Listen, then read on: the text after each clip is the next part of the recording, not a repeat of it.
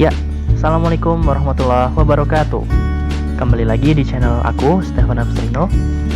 Jadi di sini kita masih membahas materi terkait akuntansi ya teman-teman. Sebelumnya kita udah bahas pengetahuan-pengetahuan dasar seperti apa itu debit atau apa itu kredit dan lain-lain ya.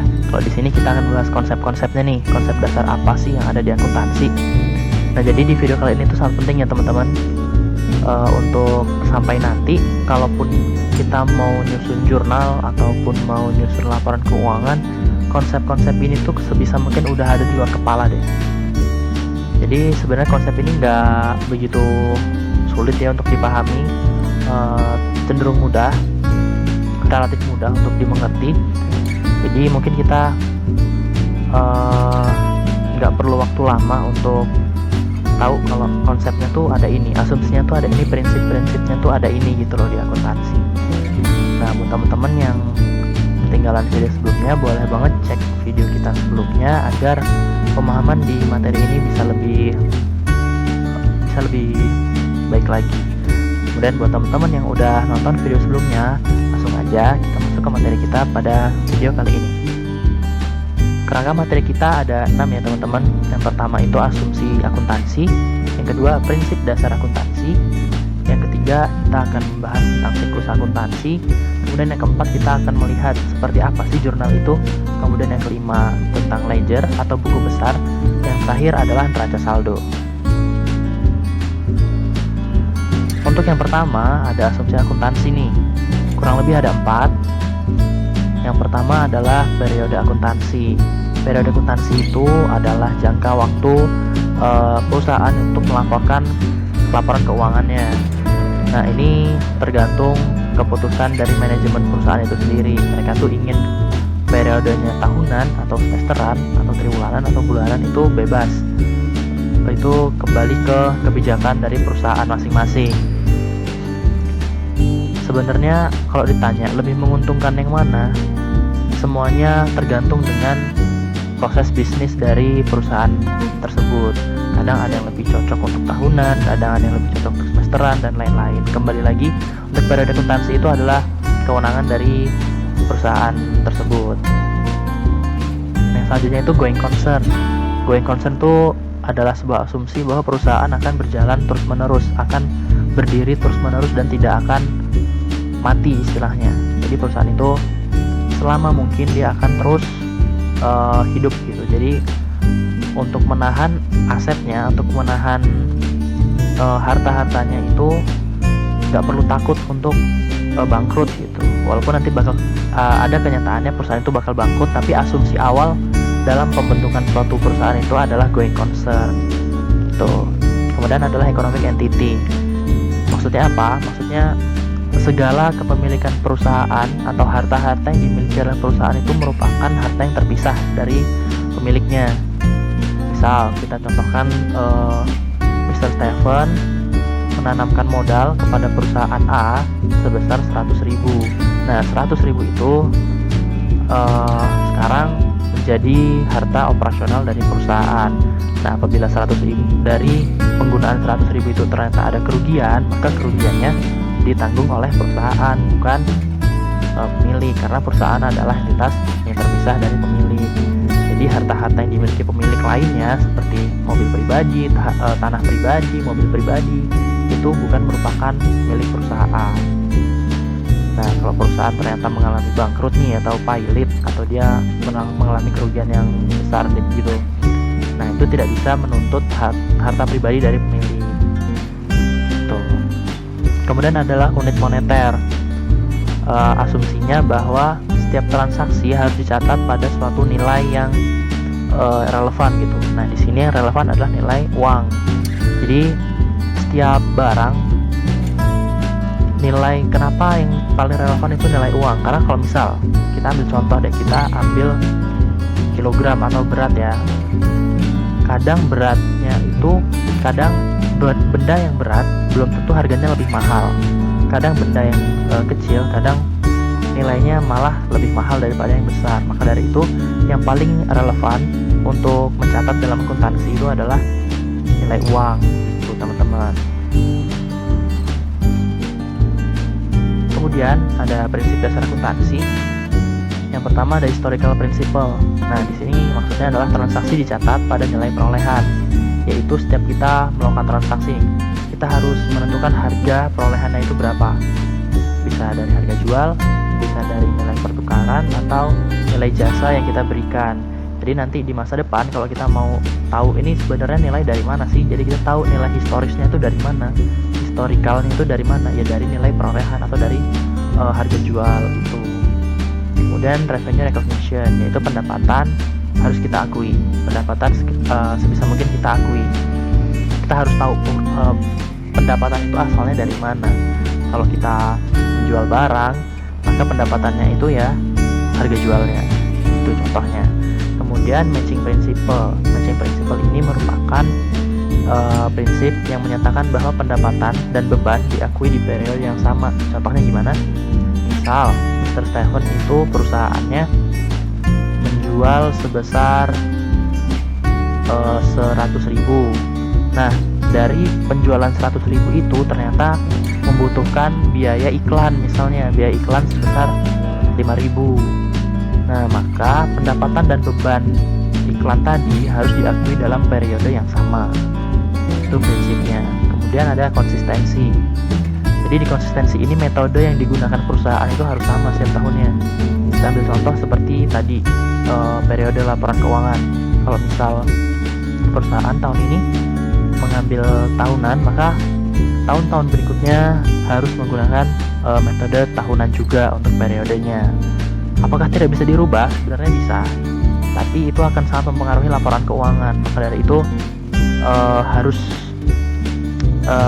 konversi banyak banget, harus mencatatkan atau memberi catatan terkait dengan menggunakan perubahan gitu. Tapi prinsip dasarnya adalah konsistensi. Jadi metode yang digunakan harus sama setiap tahunnya. Yang terakhir adalah full disclosure. Artinya semua transaksi atau semua peristiwa yang terjadi harus diungkapkan dalam catatan atas laporan keuangan. Jadi setiap event ya ataupun angka-angka yang ada di laporan keuangan itu harus diungkapkan gitu di laporan, di catatan atas laporan keuangan. Jadi semuanya jelas. Jadi kita nggak cuma baca angka. Jadi kita bisa tahu ini angka dari mana, terus aktivitas apa sih yang menghasilkan angka ini gitu. Jadi semua harus diungkapkan dalam catatan atas laporan keuangan. Selanjutnya kita akan membahas tentang siklus akuntansi. Ini sudah sempat disinggung ya di video pertama terkait akuntansi. Jadi ada 5 proses kurang lebih, ada analyzing, ada recording, ada classifying, ada summarizing, dan ada reporting. Nah, proses yang kita lakukan dalam recording itu adalah menjurnal, teman-teman. Kemudian dalam classifying itu posting ke ledger atau buku besar. Jadi jurnal-jurnal tadi itu kan merupakan transaksi yang terpisah gitu ya, transaksi sendiri, transaksi yang single. Jadi kita masukkan hasil transaksi-transaksi tadi itu ke dalam buku besar, misalnya dalam buku besar kas. Jadi kita di jurnal ada pengeluaran kas sebesar 500, kemudian besoknya ada pengeluaran kas sebesar 500 juga, besoknya ada pendapatan kas sebesar 500 juga. Nah, itu bisa kita masukkan ke dalam ledger atau buku besar kas, itu menjumlahkan sebenarnya perubahan-perubahannya itu berapa, kemudian hasil akhirnya itu berapa. Nah, itu bisa dilakukan di ledger atau buku besar. Kemudian kita bisa menghitung saldo yang kita miliki. Kalau tadi kita sudah menghitung saldo per akun ya, tadi kan contohnya kas, misalkan ada piutang, misalkan ada utang, atau ada apa misalnya peralatan gitu ya teman-teman. Jadi di menghitung saldo ini atau summarizing ini, kita menyatukan semua saldo akun itu kita satukan. Hasilnya adalah saldo dari 3 komponen persamaan akuntansi: aset, kewajiban, dan ekuitas gitu teman-teman. Nah, akhirnya adalah kita akan melaporkan kegiatan keuangan kita dalam bentuk laporan keuangan. Nah, siklus akuntansi ini sekali lagi teman-teman, produk yang dihasilkan adalah sebuah laporan keuangan. Next adalah jurnal. Jurnal adalah kegiatan mencatat transaksi bisnis. Nah, kurang lebih sederhananya bentuknya seperti itu ya teman-teman. Jadi ada tanggal transaksi, ada akun yang di debit, ada akun yang di kredit, dan ada nilai transaksinya. Nah, ini teman-teman harus sudah ngerti nih saldo normal akun per masing-masing komponen itu, kalau debit apakah menambah ataukah mengurangi, kalau kredit apakah menambah atau mengurangi. Nah, kalau udah teman-teman ngerti itu, maka untuk menjurnal itu bakal gampang banget teman-teman. Jadi mungkin yang ketinggalan, silahkan cek lagi video aku sebelumnya. Di situ udah ada penjelasan tentang saldo normal dan fungsi dari debit dan kredit. Nah, kurang lebih bentuk jurnal itu seperti ini. Kemudian ledger. Buku besar atau ledger adalah alat yang digunakan untuk mencatat perubahan-perubahan yang terjadi pada suatu akun yang disebabkan karena adanya transaksi keuangan. Nah, kayak udah aku jelasin sebelumnya ya. Jadi setiap jurnal itu kan ada nilainya tuh tadi. Jadi nilai-nilai itu bisa kita masukkan ke dalam buku besar. Nah, di video selanjutnya udah sempat aku beri contoh ya terkait T-account. Bagi teman-teman yang ketinggalan, silahkan cek pembahasan T-account di video sebelumnya. Nah, di sini aku akan membahas format lainnya dari buku besar. Nah, bisa dilihat di yang bagian kanan. Formatnya itu berbeda ya dengan T-account. T-account itu adalah bentuk sederhananya lah untuk memudahkan, tapi biasanya yang dilaporkan itu bentuknya seperti yang sebelah kanan. Nah, transaksinya, tanggal transaksi harus ada, kemudian keterangan item itu bisa diisi penyesuaian, penutup, atau transaksi biasa, tergantung itu jurnalnya jurnal apa gitu. Kemudian debit dan kredit diisi, dan balance. Nah, balance itu merupakan saldo akumulasi ya teman-teman. Ini saldo tanggal 1 Januari nilainya 5.000 di debit karena ada keterangannya tuh di debit. Kemudian tanggal 2 Januari dia saldonya berada di debit sebesar 4.500. Nah, itu dari mana? Karena 5.000 di debit, sedangkan di tanggal 2 Januari ada 500 di kredit, maka lebih besar di debit kan teman-teman. Maka saldonya berada di sisi debit sebesar 4.500, kurang lebih sama seperti T-account. Nah, sebenarnya opsi aja nih teman-teman, lebih memudahkan yang mana, menggunakan T-account atau menggunakan format kolom seperti ini. Hasilnya akan sama. Yang terakhir adalah neraca saldo. Nah, neraca saldo atau trial balance adalah suatu daftar nama akun beserta saldo total yang bersumber dari buku besar atau ledger perusahaan pada periode tertentu. Nah, tadi kan kita udah menghasilkan buku besar. Buku besar itu per akun ya teman-teman.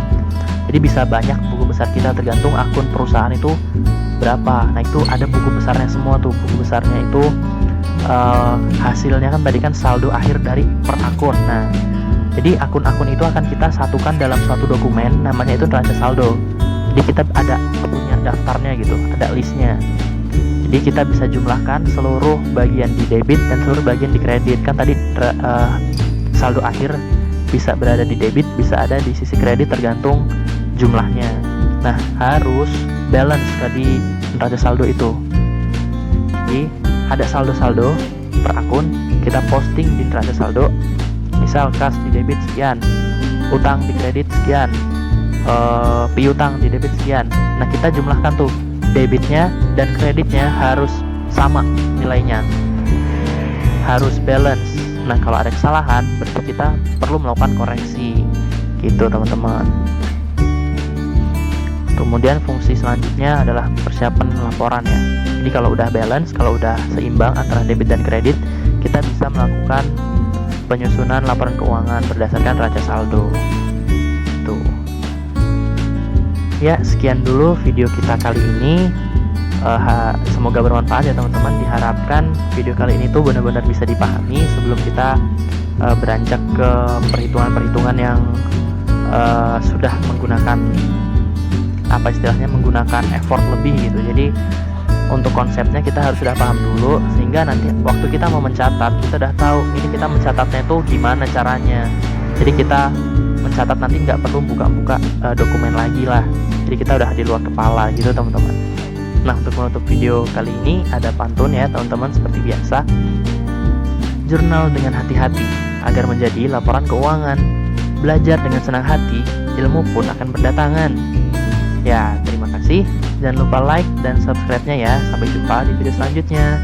Assalamualaikum warahmatullahi wabarakatuh.